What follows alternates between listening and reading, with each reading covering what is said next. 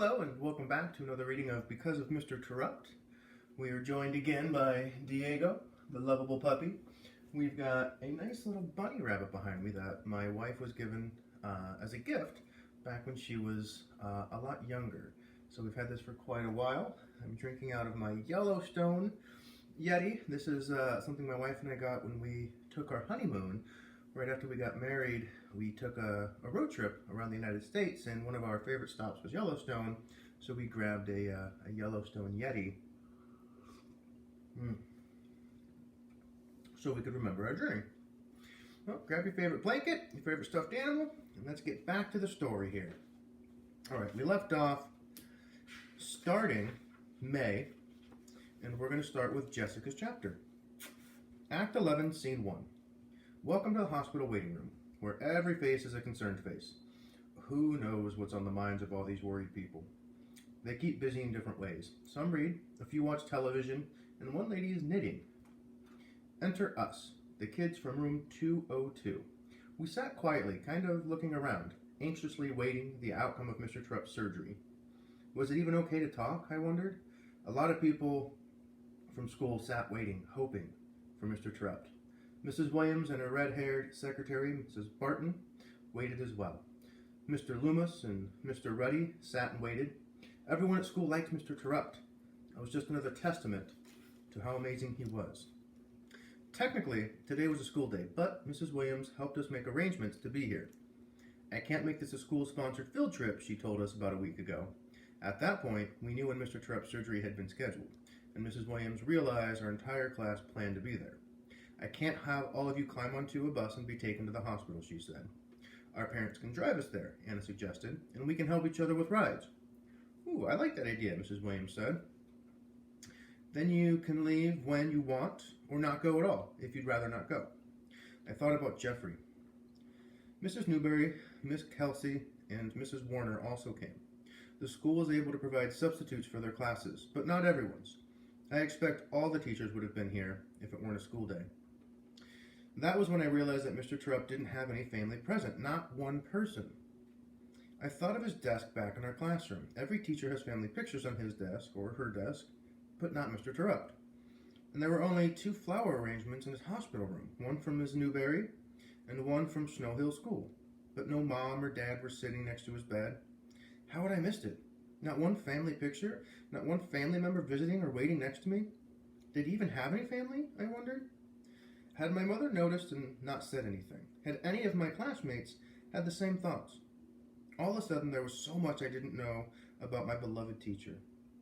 I just wish he'd open up more and give me a chance, I heard Miss Newberry say. She was talking quietly to Mrs. Williams. He was beginning to let her get close. I don't know what he's so afraid of. Or what he's hiding, Mrs. Williams added. I just want the chance, Miss Newberry said. I care about him so much. And so do these kids. He has to pull through. I heard Miss Newberry's voice crack. Mrs. Williams put an arm around her. They were quiet. I suddenly had a lot of unanswered questions going through my mind, but none of them mattered if Mr. Terupt didn't make it through the surgery. How long will his operation take? Anna asked. She didn't realize she had blurted this out until she met our startled looks. That's Anna, I thought, the perfect candidate to break our silence. 8 hours, Luke said. Less if it goes well. More if there's complications. Silence again. Luke's chapter.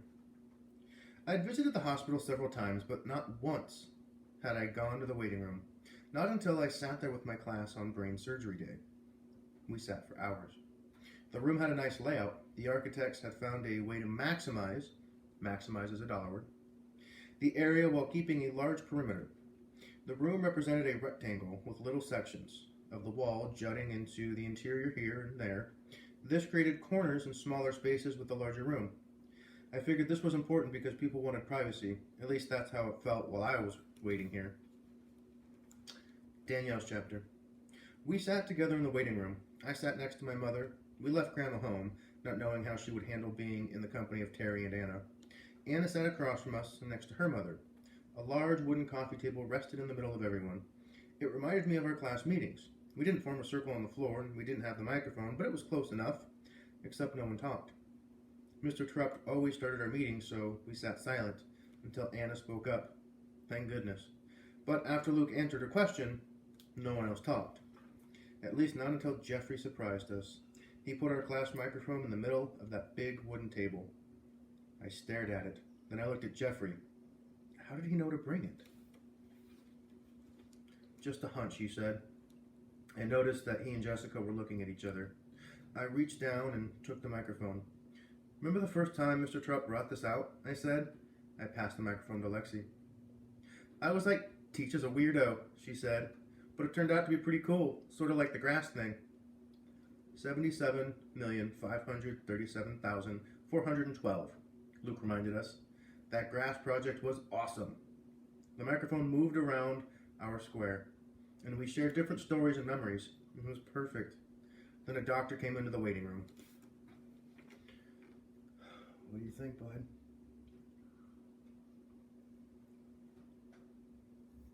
Back to Jessica's chapter. Act 11, Scene 2. Enter a man wearing lime green scrubs with a matching hospital cap, the kind that cinches around your head like a shower cap. I saw him the moment he came through the door. Was he coming for us? It was too soon, wasn't it? Had something gone wrong with Mr. Terupt's surgery? I stiffened. Then I noticed Jeffrey. He was practically hyperventilating. This place, and especially the sight of a doctor, triggered such horrible memories for him.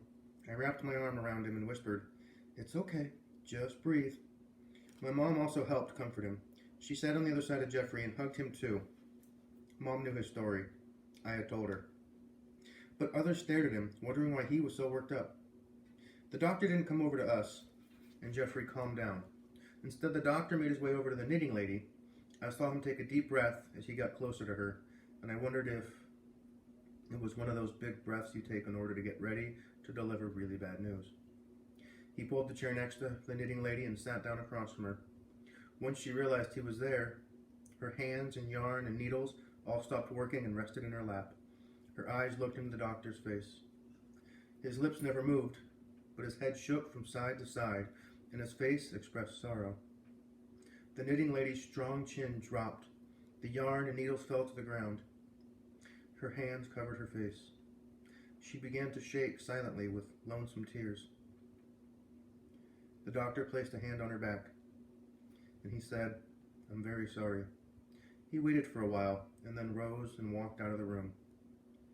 I felt silent tears trickling down my cheeks.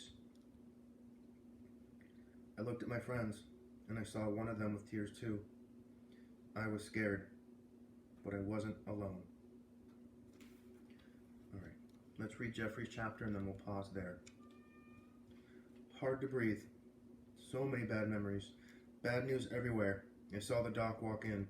I couldn't catch my breath. Jessica noticed. She and her mom wrapped their arms around me and helped me calm down. The doc wasn't for us, though. He handed out his bad news to someone else. I know how that goes. I'm sorry, the doc had told my family. That was all he had to say.